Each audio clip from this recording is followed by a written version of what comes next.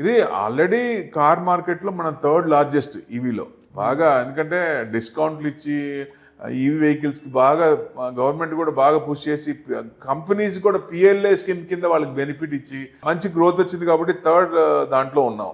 So electric cars కూడా దాదాపుగా 40 lakhs crores, మరి తక్కువ ఏం కాదు కదా. సో డెఫినెట్గా ఆ వేవ్ ఉంది కాబట్టి ఈ మధ్య చూస్తే మనం తగ్గిన దాంట్లో కొంతమంది ఎక్కువ మంది ఓలా ఇది తగ్గింది అనుకుంటారు, కానీ యూసేజ్ కొంచెం ప్రాబ్లమ్స్ వచ్చి కొంచెం తగ్గింది. కానీ ఫ్యూచర్లో ఎలక్ట్రిక్ వెహికల్స్ పెరిగే అవకాశం ఉంది. ఇన్వెస్ట్మెంట్ యాంగిల్లో లాంగ్ టర్మ్ చూడాలి కానీ షార్ట్ టర్మ్ చూడకూడదు.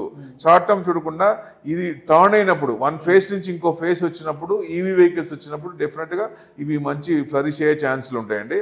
అంటే ఎక్కడ అసలు మనం మెయిన్ రియల్ మనీ లిథియం, బ్యాటరీలో కావాల్సింది అదే కదా, దాని మీద ఆధారపడ్డాయి.